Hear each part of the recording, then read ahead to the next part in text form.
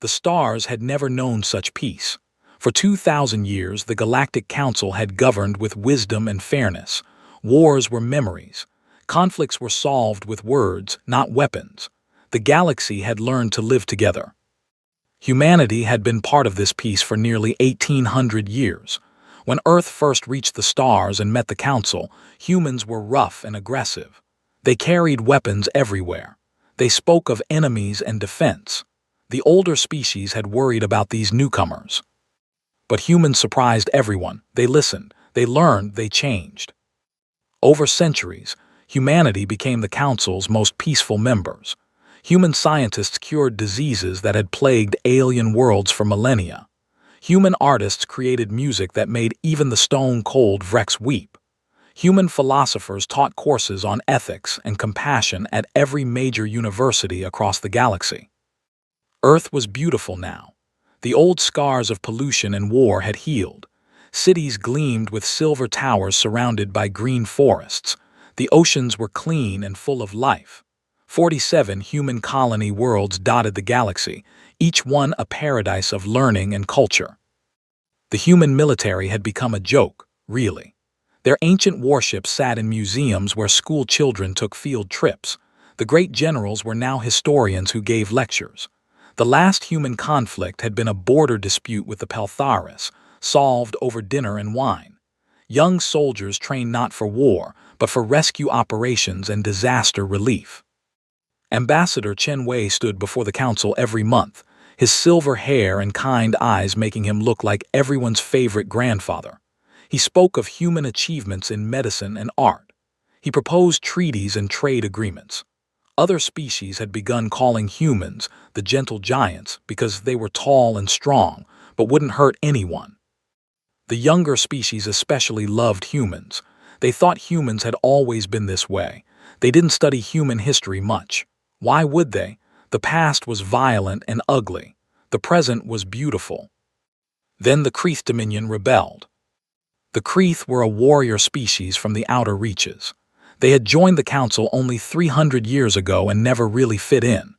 They valued strength over wisdom, conquest over cooperation. For decades, they had complained about Council rules being too soft, too weak. When the Kreeth finally attacked Council outposts in the Outer Rim, everyone was shocked. This wasn't supposed to happen anymore. Wars were ancient history. The Council mobilized its peacekeeping fleets. They were small, mostly designed for showing presence, not fighting real battles. The Kreeth crushed them easily. System after system fell. The Council panicked.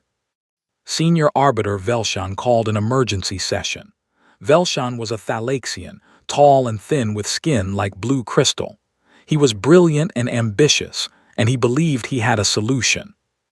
"We need leverage," Velshan announced to the assembled Council.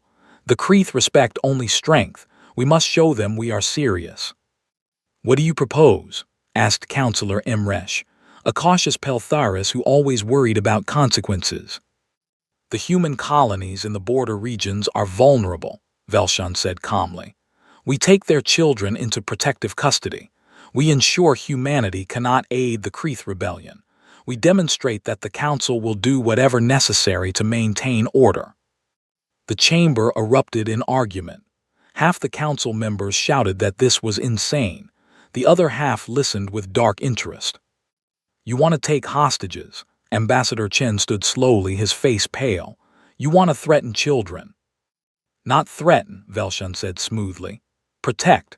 We would keep them safe in neutral space while this crisis resolves. Humanity is powerful, Ambassador. Your 47 worlds, your resources, your influence. We cannot risk you supporting the rebels. This ensures your cooperation." "We would never support the Kreeth." Chen's voice rose, anger breaking through his usual calm. "Then you have nothing to fear from our proposal," Velshan replied. "The vote will proceed." The vote was close. 12 in favor, 3 against, 4 abstentions. It passed. Ambassador Chen looked around the chamber at faces he had called friends for 30 years. Some wouldn't meet his eyes. Others looked apologetic but said nothing. "This is a mistake," Chen said quietly. "Please reconsider." "The decision is made," Velshan announced. The operation will commence immediately. The raids happened within hours. Council ships jumped into orbit above human colony worlds in the border regions. They landed troops in the middle of the night. They went to schools and homes and parks. They took children between the ages of 5 and 15. They were efficient and quick. Parents screamed and cried and begged. Human colonial security forces were ordered to stand down by their own governments, following directives from Earth. Not a single shot was fired in resistance. 200,000 children were loaded onto transport ships. They cried for their parents. They asked why this was happening. The council soldiers gave them blankets and food and told them everything would be fine. The children were taken to a massive space station called the Cradle, positioned in neutral space far from any inhabited system. The station was a fortress, designed to be impregnable. Weapons platforms surrounded it. Shield generators could withstand a supernova. The Council stationed 50 ships there as permanent guards. The galaxy watched and waited for humanity's response. Earth was silent for 3 days. Then Ambassador Chen appeared before the Council again. He looked older somehow, his shoulders bent. His voice was tired. "The human government requests the immediate return of our children," he said. "We will comply with any reasonable verification measures. We will accept observers on our worlds. We will open our communication networks for inspection. Please, just give us back our children." It was humiliating. The mighty humans begging like children themselves. Velshun smiled. "Your compliance is noted and appreciated, Ambassador. The children will be returned when the Kreeth crisis is resolved. Until then, they remain in our protective custody." "How long?" Chen asked. "As long as necessary." News feeds across the galaxy showed the human response. On Earth and the colony worlds, parents gathered in parks and public squares. They wept. They held vigils. They prayed to whatever gods they believed in. But they didn't riot. They didn't rebel. They didn't mobilize for war. Human trade ships continued their routes. Human scientists kept working on council projects. Human teachers still taught alien students. Everything continued normally, except for the sadness that seemed to hang over every human world. The council congratulated itself. Velshun gave speeches about difficult decisions and the burdens of leadership. He talked about the new era where the council would be stronger, more decisive, more willing to do what was necessary. Other species watched the humans carefully. They seemed so broken, so defeated. What no one noticed was the silence itself. Humans had always been talkative, social, eager to chat with alien friends and colleagues. Now they were quiet, polite but distant. What no one noticed were the human civilian ships that started taking odd routes through space, claiming engine troubles or navigation errors. What no one noticed were the ancient human data archives being accessed millions of times, particularly the military history sections that no one had looked at in centuries. What no one noticed were the deep space monitoring stations going offline one by one around human space, their signals failing for reasons attributed to solar storms. What no one understood was that humans hadn't forgotten who they used to be. They had just hoped they would never need to remember. 2 weeks passed. The galaxy began to relax. The Kreeth rebellion was stalling. Without new supplies or allies, their advance had stopped. Council military forces, though small, were slowly regrouping. Senior Arbiter Velshun held daily briefings where he pointed to maps showing stabilized front lines. He smiled more now. "You see," he told the Council, "decisive action works. The humans are pacified. The Kreeth see they have no support coming. Soon this will all be over, and we will have established important precedents about Council authority." The human children on the Cradle were settling into a routine. Council staff had set up schools and recreation areas. The children were scared and homesick, but they were being fed and housed. Medical staff checked on them daily. No one was being harmed exactly, just held. Ambassador Chen continued attending council sessions. He looked tired all the time now. His speeches were brief. He made requests for updates about the children's welfare. He asked again and again for their release. Each time, Velshan gave the same answer: when the crisis ends. Human cooperation was complete. Earth had opened its communication networks to Council monitoring. Human ships submitted to searches without complaint. Human colony governors sent regular reports proving they weren't aiding the Kreeth in any way. It was almost boring how obedient humans had become. Council intelligence officers filed their daily reports. No unusual activity in human space, they wrote over and over. No military mobilization detected. Trade patterns normal. Communications normal. Human government continues full cooperation. Velshan showed these reports to skeptical council members. You see, they're rational beings. They understand the situation. They know resistance would only endanger their children. But there was one person who wasn't satisfied. Tertial was a junior analyst in the council archives, a young Kelthian with green scales and large, curious eyes. Her job was boring, usually. She cataloged old records and maintained databases. No one paid much attention to her. But Tertial had noticed something odd. The human data archives were seeing unusual access patterns. Normally, those old Earth files got maybe a few dozen requests per month, mostly from historians. In the past 2 weeks, they had received millions of requests. She dug deeper. The requests were coming from addresses all over human space, but they had patterns. They were focused on specific time periods, Earth's 21st through 23rd centuries, the violent years before humans became peaceful. Tertial started reading those files herself. What she found terrified her. Humans hadn't evolved to be peaceful. They had evolved to be the deadliest predators on their planet. Earth was a nightmare world where everything tried to kill everything else. Humans had climbed to the top through intelligence and ruthless aggression. Their early history was nothing but war. They fought over land, resources, religions, philosophies, and sometimes just because they didn't like each other.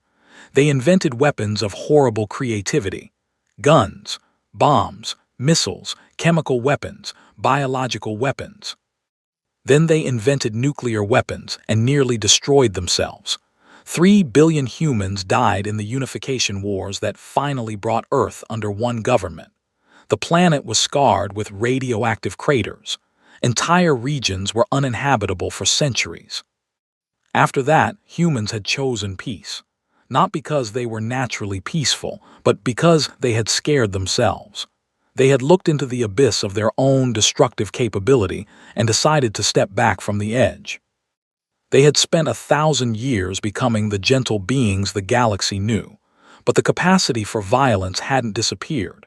It had just been locked away. Tertial found old human military doctrines buried in the archives. Terms she had never heard before: total war, scorched earth, mutually assured destruction, overwhelming force, acceptable losses, strategic bombing, civilian targets. The concepts made her physically ill. She wrote a report and requested a meeting with Senior Arbiter Velshan. It took 3 days to get on his schedule. When she finally stood before him in his luxurious office, he barely looked up from his data pad. "Make it quick, analyst. I'm very busy." "Sir, I've been studying human history. I think we may have made a serious error taking their children."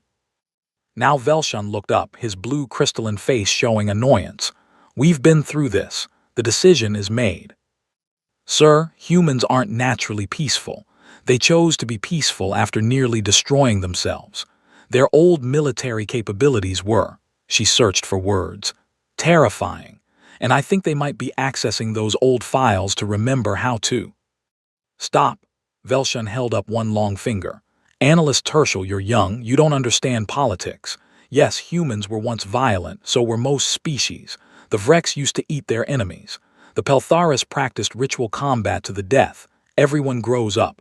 Humans have been peaceful for 2,000 years. 2,000 years. That's longer than many species' entire recorded histories." "But sir, the access logs show nothing but humans researching their own history during a stressful time. Perfectly normal." Velshan leaned back in his chair. Do you know how many human ships we've searched in the past 2 weeks? 3,412. Do you know what we found? Trading goods, medical supplies, art. Not a single weapon larger than a personal sidearm. What if they're hiding? They're not. Velshan's voice went cold. I've been in politics for 400 years, analyst. I know when a species is preparing for war. There are signs. Industrial production increases, resource hoarding, propaganda, military recruitment, training exercises. Humans are showing none of these signs. Zero. Tertial's shoulders slumped. I just think we should be careful. Your concern is noted and dismissed. Return to your duties. She left his office feeling sick but didn't know what else to do. She was just a junior analyst. Who would listen to her? Meanwhile, in human space, things continued normally, too normally. A Peltharis merchant named Kresh had been trading with humans for 60 years. He had human friends on a dozen colony worlds. They would message him regularly, chatting about family and business and silly jokes. The messages had stopped. Not completely. His human contacts still replied when he sent messages, but the replies were short, polite, distant, like talking to strangers. Kresh mentioned this to other traders. They had noticed the same thing. Humans had gone quiet. Deep space monitoring stations continued failing around human territory. The council sent repair crews, but the stations were old and in remote locations. It would take months to fix them all. Not urgent anyway. Everything seemed peaceful. Human civilian ships continued taking odd routes. When questioned, they always had reasonable explanations. Engine trouble, navigation computer glitches, avoiding an ion storm. Each excuse made sense individually. No one looked at the pattern. 3 weeks after the children were taken, Ambassador Chen requested a special session of the council. Everyone attended. This was unusual enough to be interesting. Chen walked to the center of the chamber. He looked different, straighter. His tired appearance was gone. His eyes were clear and hard. I come before you one final time to request the return of our children, he said. His voice was steady, without pleading. You have had 3 weeks to see that humanity poses no threat to the council. We have cooperated fully. We have submitted to every demand. Now return our children. Velshan looked bored. Ambassador, we've had this conversation. I am giving you 24 hours, Chen interrupted. Return every child, unharmed, to their families within 24 hours. The chamber went silent. That was not how you spoke to the council. Velshan's crystalline face flushed darker blue, his species' sign of anger.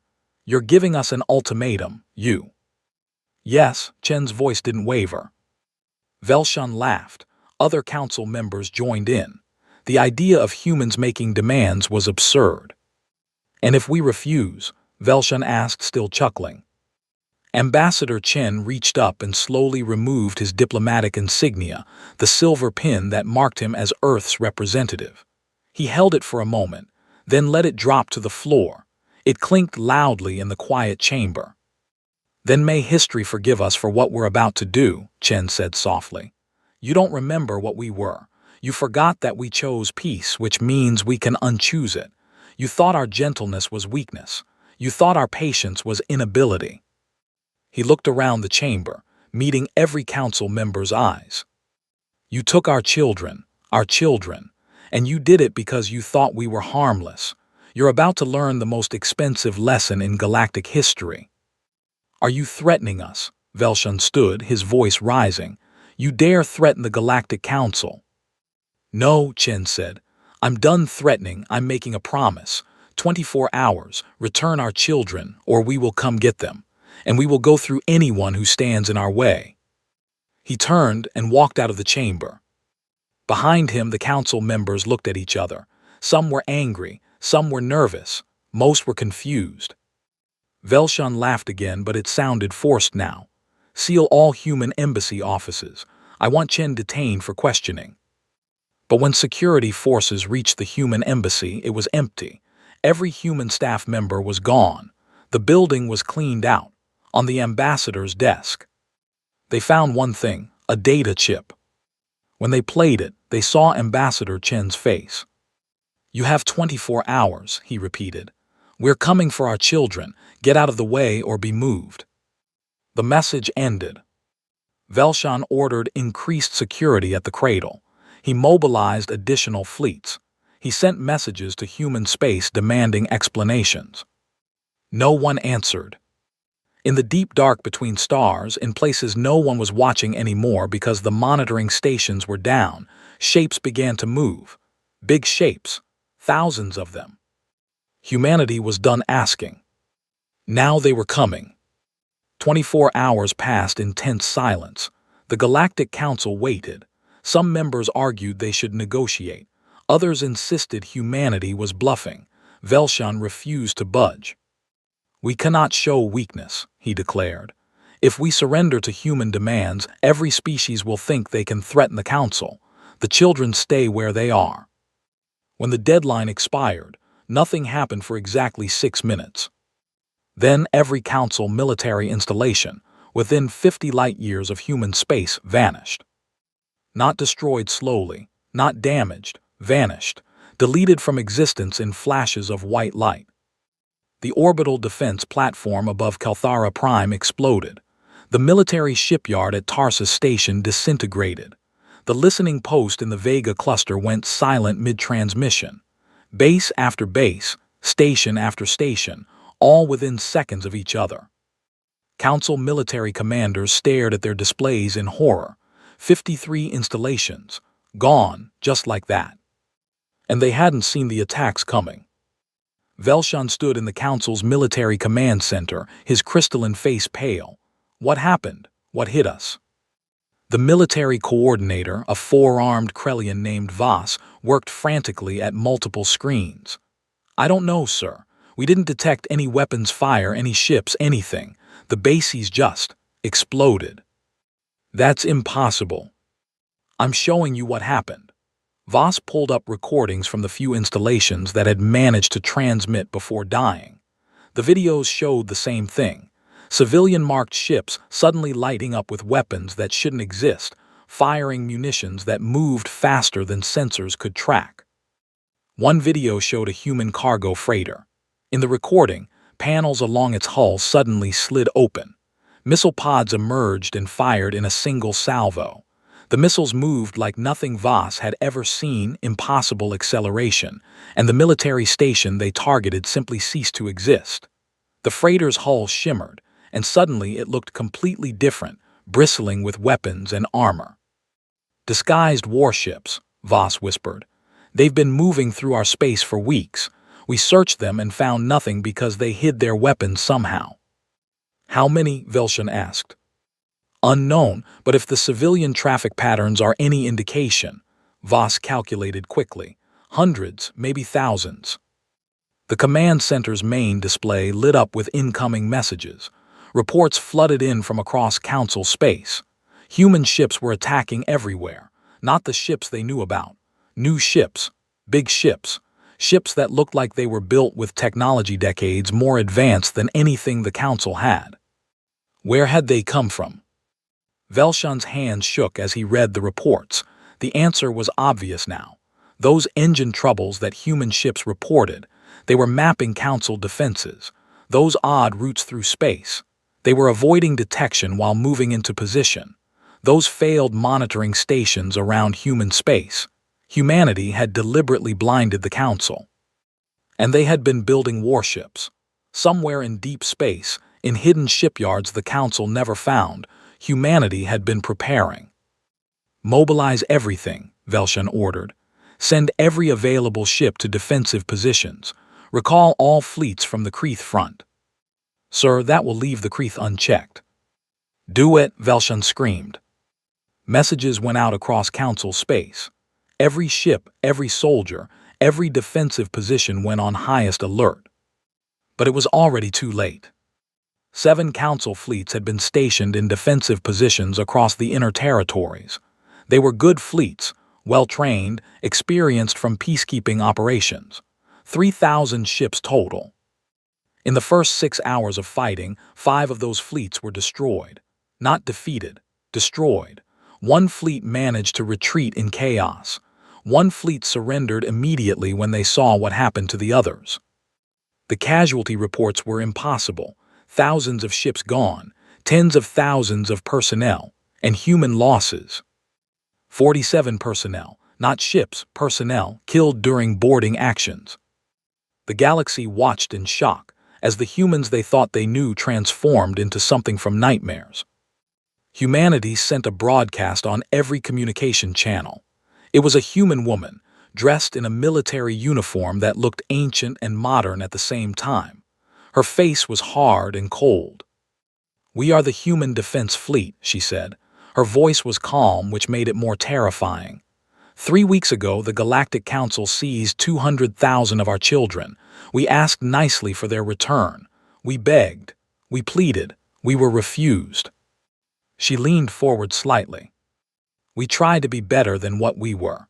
We spent 2,000 years learning peace, building culture, helping others. We wanted to believe the universe was safe for our children. You proved us wrong. The screen behind her lit up with images, battle plans, ship designs, station layouts, detailed information about every council military installation in the galaxy. This information shows you that we have been planning this operation for 3 weeks. Every defensive position you have, every ship you can field, every weapon you possess. We know about them. We planned for them. Return our children now, unharmed, or we will take them back through the ashes of your governments. The broadcast ended. Velshan stared at the blank screen. This is insane. They can't fight the entire council. We have thousands of ships, millions of personnel across hundreds of worlds. Sir, Voss said quietly, we had those things past tense. The council convened an emergency session. Half the members wanted immediate surrender. They should give back the children, apologize, beg for mercy. The other half, led by Velshan, refused. If we surrender to this aggression, the council is finished, Velshan argued. We are the lawful government of this galaxy. We cannot bow to terrorist demands. They're not terrorists, they're parents, shouted Councillor Emresh.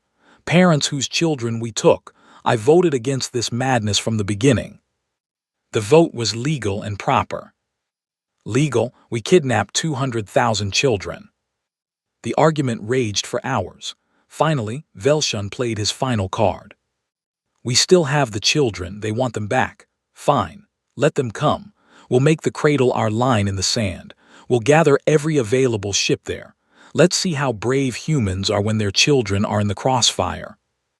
It was a terrible plan. Some council members said so loudly, but Velshan had enough support to make it happen. Orders went out. Every council ship that could move was directed to the cradle. 300 ships had been stationed there already. Now they sent everything else that wasn't destroyed or surrendered. In 2 days, 1,200 ships assembled around the fortress station. It was the largest concentration of military force the galaxy had seen in 2,000 years. Admiral Kresh commanded the defense. He was a Vrex, massive and armored, a veteran of the old wars before the peace. He believed in duty and honor and following orders. We will hold this position, he told his officers. The children are safe inside the cradle. The humans will have to go through us to get them, and when they see the cost of attacking us, they will negotiate. But some officers weren't convinced. Admiral, the humans destroyed 5 fleets like they were swatting insects. 1,200 ships might not be enough. It will be enough, Kresh said firmly. This is every mobile asset the council has. The humans are good, yes, but they're not gods. They can be killed. Ships can be destroyed. They'll see our numbers and think twice. Human fleets advanced on 3 fronts toward the cradle. Every council world in their path received the same message. Surrender, and you will not be harmed. Resist, and we will remove you. Most surrendered immediately. Their governments had seen the broadcasts, the casualty reports, the footage of council ships being torn apart. They weren't stupid. A few worlds tried to resist. They thought their defenses would hold. They thought humanity was bluffing about their advanced weapons. They were wrong. The The human attack on Pelthar IV became legendary. The planet had refused to surrender, thinking its orbital defense grid was impenetrable. Humanity deployed weapons the galaxy thought were theoretical. Causality mines that made ships stop existing retroactively. Quantum disruption bombs that tore apart matter at the molecular level. Swarms of AI-guided drones that never stopped coming. The battle lasted 4 hours. Every defense platform was destroyed. Every ship was disabled or destroyed. But true to their word, humans didn't target civilians. They didn't bomb cities. They removed military capabilities and moved on. The precision was almost scarier than the destruction. Humans weren't raging out of control. They were executing a plan with perfect efficiency. Governments started collapsing.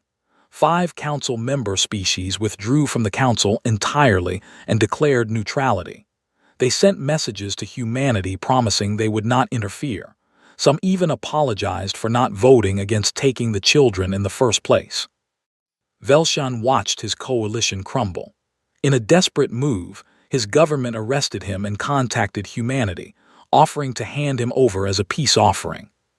Humanity's response was cold. "Keep him. We're coming for our children. Everything else can wait." 3 weeks after the war started, human fleets arrived at the cradle. Admiral Kresh watched them come. His sensors showed 400 human warships approaching in perfect formation.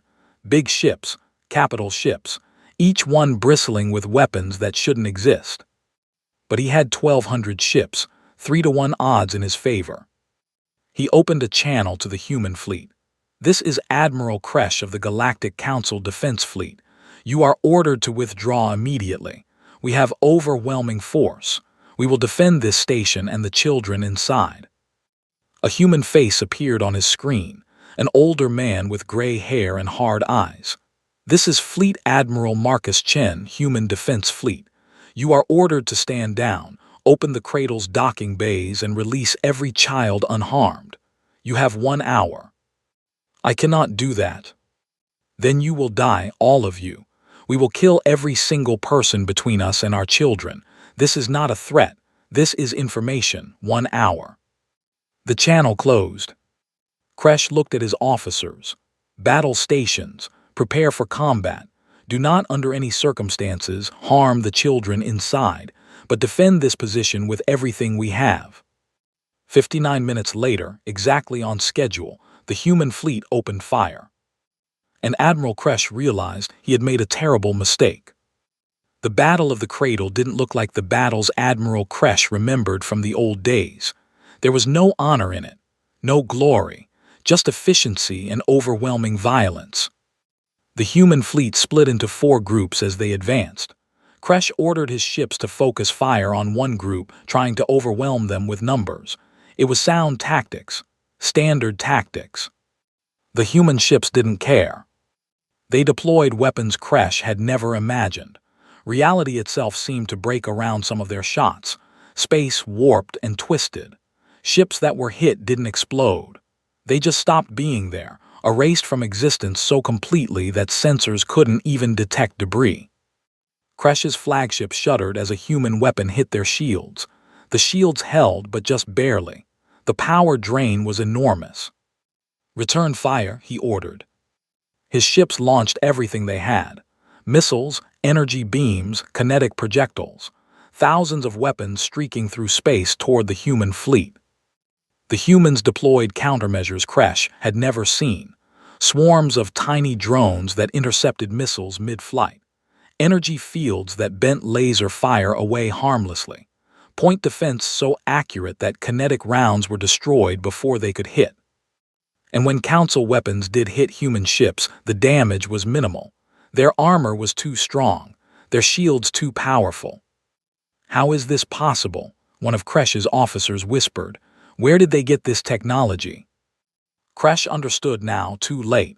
Humanity hadn't been building weapons for 3 weeks.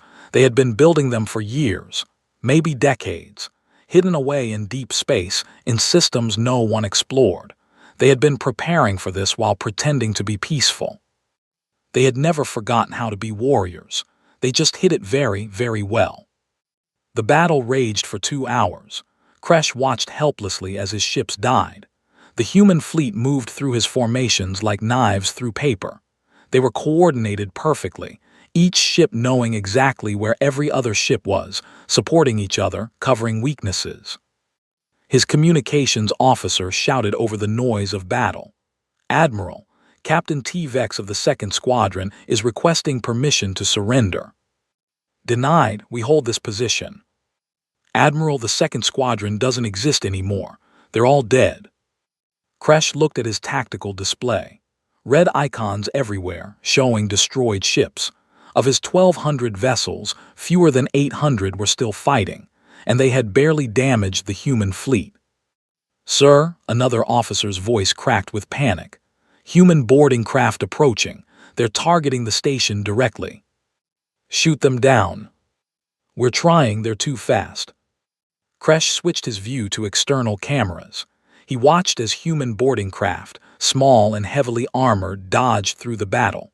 They moved with impossible agility, avoiding fire, weaving between explosions.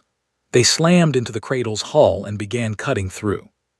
"Security teams to breach points, defend the children." But Kresh knew it was over. He had failed. The humans were coming for their children and nothing would stop them. He opened a channel to the human fleet. "This is Admiral Kresh. I request terms for surrender." The human admiral's face appeared. Marcus Chen looked tired but determined. "Open all docking bays. Withdraw all armed personnel from the sections where children are held. Do it now." "If I do that, you'll kill my people during the boarding." "If you don't do it, we'll kill your people anyway. But if you comply, anyone who doesn't resist will live. That's my only offer." Kresh looked around his bridge. His officers stared back at him. They were defeated and they knew it. "All ships cease fire," Kresh said quietly. "All stations open docking bays. Security teams withdraw from child housing sections but remain armed and ready." He cut the channel and slumped in his chair. 2,000 years of peace ended because the Council took children from the one species that would never forgive it. The human boarding teams moved through the cradle with terrifying precision. They weren't the gentle humans the galaxy knew. These were soldiers, trained and equipped for war. They wore powered armor that made them look like metal demons. They carried weapons that could punch through bulkheads. Any Council soldier who raised a weapon died instantly. Any soldier who dropped their weapon and raised their hands was zip-tied and left alive. The humans weren't cruel, but they weren't gentle either. They had a mission, and nothing would stop them. The children were held in the central habitation ring, designed to be the safest part of the station. The humans cut through every barrier, blasted through every locked door, destroyed every defensive position. When they finally reached the habitation ring, they found 200,000 human children huddled together, scared and crying. Council caretakers stood nearby, unarmed, hands raised in surrender. The human soldiers stopped. For a moment their military efficiency cracked. One soldier, a woman whose armor had her name stenciled Martinez, pulled off her helmet. She was crying. "It's okay," she said to the nearest children, her voice breaking. "We're here, you're safe, we're taking you home." The children stared for a moment, then rushed forward. They grabbed onto the soldiers, sobbing, asking for their parents. The soldiers held them, these warriors who had just killed their way through a space station, now cradling children and promising everything would be okay. More human ships docked with the cradle. Medical teams rushed in to check each child. They scanned for injuries, for signs of abuse, for any harm. Most children were physically fine. Scared, traumatized, but unhurt. 17 children had been harmed during captivity. Nothing severe, mostly accidents or rough handling. But 17 was 17 too many. The human soldiers who learned about those 17 went very, very quiet. They didn't shout or rage. They just marked the names of the Council personnel responsible and moved on with their mission. But everyone could feel the temperature drop when those soldiers passed by. Within 6 hours, all 200,000 children were evacuated to human medical ships. They were given food, water, blankets, and immediate psychological support. Messages were sent to their families. Your child is safe. We're bringing them home. Across human space, billions of people wept with relief. Across the rest of the galaxy, billions of people watched in shock as humanity broadcast footage of the rescue. They showed the children being carried out by soldiers who handled them like they were made of glass. They showed medical staff checking each child with tears running down their faces. They showed the moment children were reunited with parents via video call. It was propaganda, yes, but it was effective. The galaxy saw that humanity hadn't been lying. This was about the children, only the children. When the last child was safely away, the human fleet withdrew from the cradle. They left Admiral Kresh and his surviving ships alone. They didn't destroy the station. They didn't execute prisoners. They just took their children and left. But before they left, Fleet Admiral Chen sent one final message to the Galactic Council. We have our children back. Now we want justice. The casualty reports from the war were devastating. The Council had lost 4.7 million military personnel. 847 ships had been destroyed. 12 space stations were gone. 34 military installations had been wiped out. Human losses: 2,400 military personnel, 31 ships. The numbers were so lopsided they seemed fake, but they weren't. Humanity had prepared perfectly, executed flawlessly, and shown absolutely no mercy to anyone standing between them and their children. Several council governments collapsed entirely. Citizens revolted against leaders who had supported taking the children. The council itself fractured. Some species wanted to keep fighting. Most wanted peace at any price. Velshan, the senior arbiter who had proposed taking the children, was found hiding in a bunker on his homeworld. His own government arrested him and announced they would cooperate fully with whatever justice humanity demanded. Ambassador Chen, no longer wearing his diplomatic insignia, appeared before what remained of the council. The chamber was half empty. Many members had fled or been overthrown. Humanity seeks no territory, Chen said. His voice was calm again, like the grandfather everyone remembered, but his eyes were different now, harder. We seek no reparations for damage to our ships or personnel. We don't want your money or your resources. The council members waited nervously. We want accountability. Every council member who voted to take our children will face trial. Every military officer who participated in the seizure will face trial. Every person who harmed a child while they were captive will face trial. What kind of trial? Asked Councillor Emresh, one of the few who had voted against the seizure. Fair ones, public ones, with evidence and testimony and the right to defense. We're not monsters, Chen said, but there will be justice, and there will be consequences. The trials took 6 months. They were held on a neutral station under human security. Every session was broadcast across the galaxy. Evidence was presented. Witnesses testified. The accused were allowed to speak in their defense. Velshan's trial was the longest. He argued that he had been acting for the good of the council, that taking the children was a legitimate security measure, that humanity's response was disproportionate and criminal. The human judge, a former peacekeeper who had spent decades doing humanitarian work, listened to everything. Then she delivered the verdict. You took children, not soldiers, not criminals, children. You took them to use as leverage against their parents. That is not security policy. That is terrorism, and humanity will never forget it. Velshan and 6 other senior officials were sentenced to life imprisonment on a human penal colony, not a torture facility, just a secure prison where they would spend the rest of their lives, comfortable enough to not be cruel, but they would never be free. Lesser officials received shorter sentences or fines.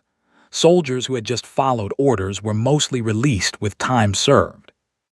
The council caretakers who had actually looked after the children on the cradle, they were released with no charges. Several human families even sent them thank you messages for keeping the children safe. Humanity was angry, yes, but they were also fair. When the trials ended, Ambassador Chen addressed the galaxy one final time. The Galactic Council is dissolved. It failed in its most basic duty, protecting the innocent. A new governing body will be formed, with new rules and new safeguards. Humanity will hold a permanent seat with veto power over any military action. Some species protested. Humanity was imposing its will through force. Chen's response was simple. Yes, we are, because we can, because we must, because we will never again allow anyone to threaten our children. If you don't like it, you're welcome to try removing us. No one tried. The galaxy had learned its lesson. 1 year after the war ended, Earth looked the same as it always had. Beautiful cities surrounded by green forests, clean oceans full of life, children playing in parks, artists creating, scientists researching. But the galaxy knew that things had changed forever. The human children who had been taken were home with their families. The younger ones were recovering well with therapy and support. The older ones, the teenagers who remembered everything clearly, were different now. Quieter, more serious. They had learned lessons about the universe that no child should have to learn. Some of them, when they turned 18, enlisted in the Human Defense Fleet. They said they wanted to make sure nothing like that ever happened to anyone else. Their parents supported them, though it broke their hearts to watch their children become soldiers. The Human Defense Fleet itself was no longer hidden. The ships that had destroyed Council forces now patrolled human space openly. They were massive, powerful, and numerous. Humanity had revealed that they had been building them for 40 years, ever since a strategic planning committee decided that relying entirely on Council protection was foolish. Trust but verify, one human admiral explained to a journalist. We wanted peace. We chose peace, but we're not stupid.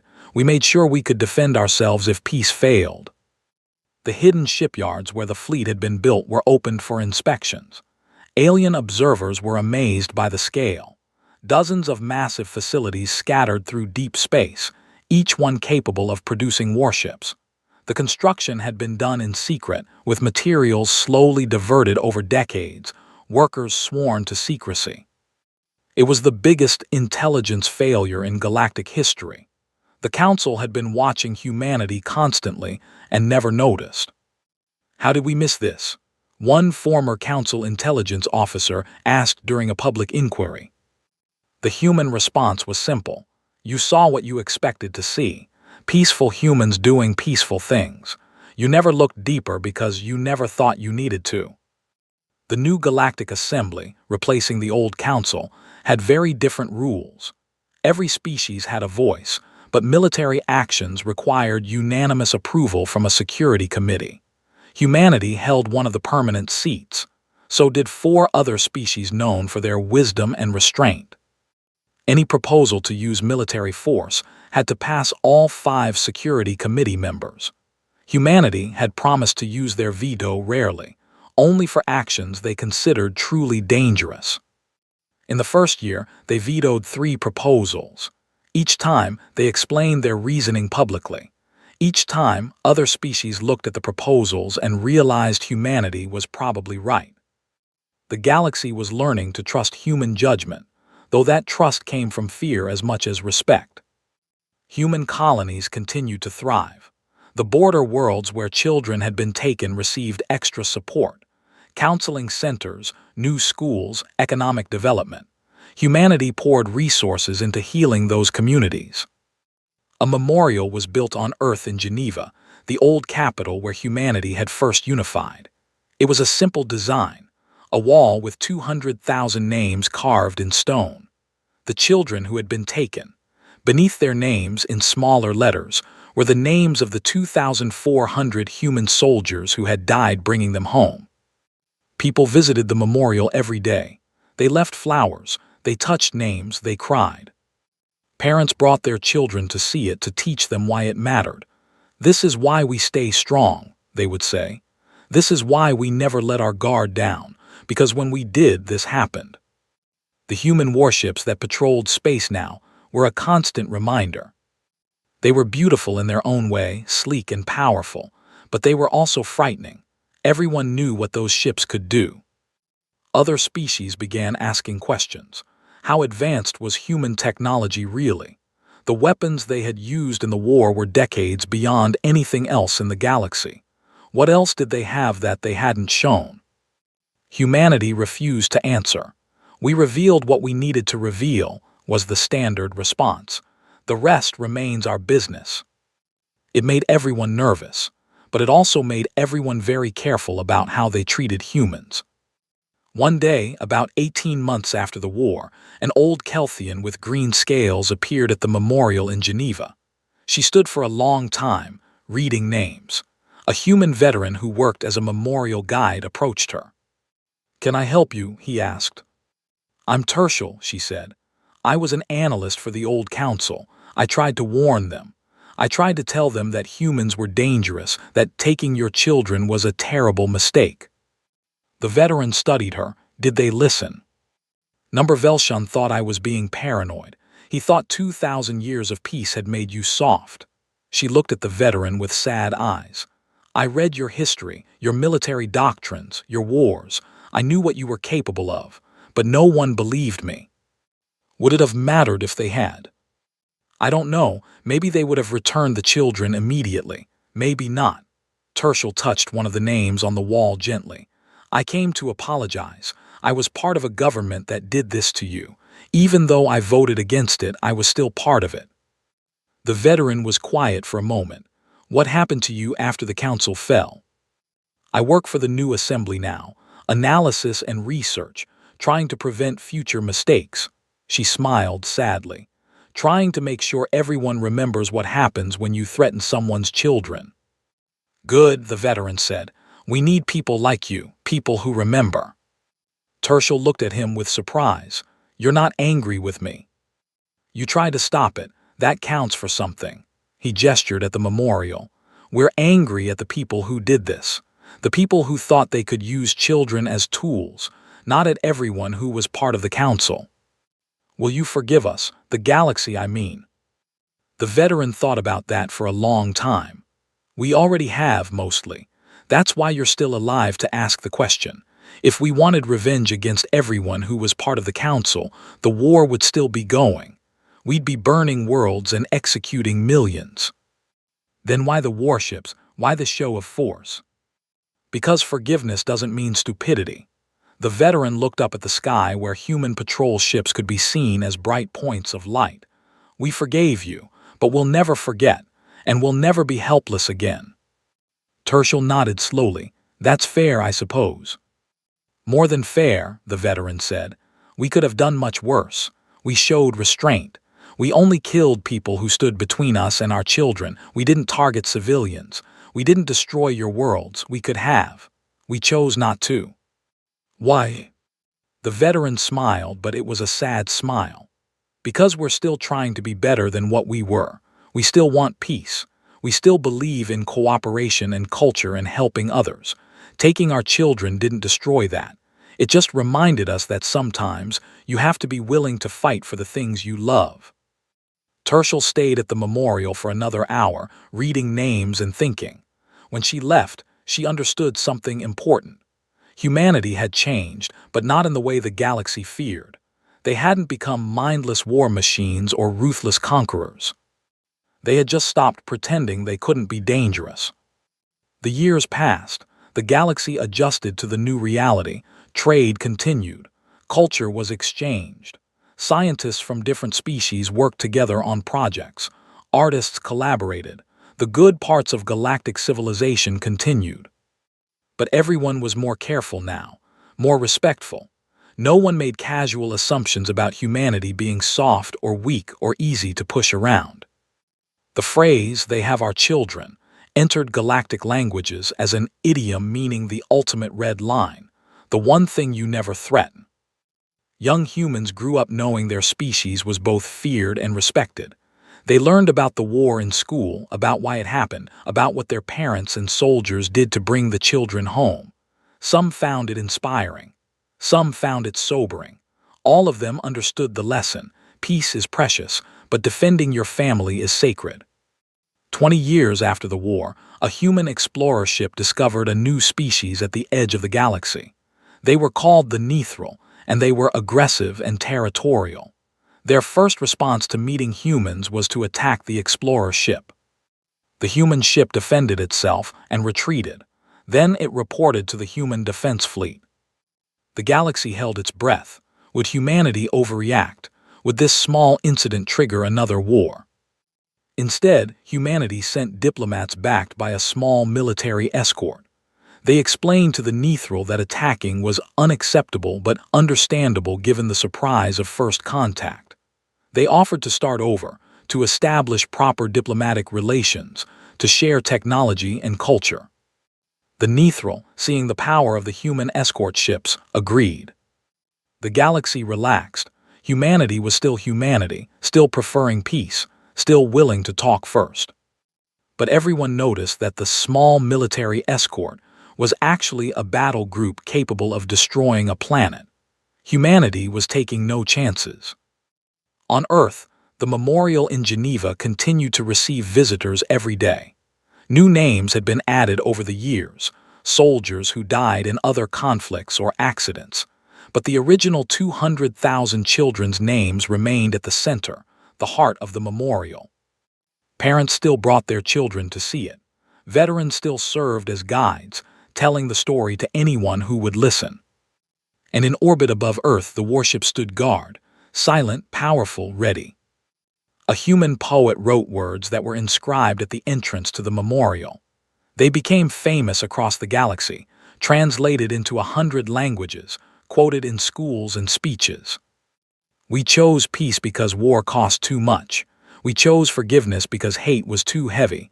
We chose patience because anger clouds judgment, but we will never choose helplessness. We will never choose weakness.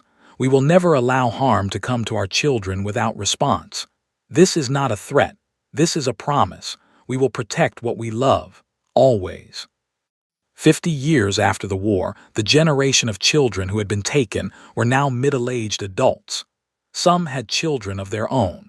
They told their kids about being scared on the cradle, about the moment human soldiers came for them, about being reunited with their parents.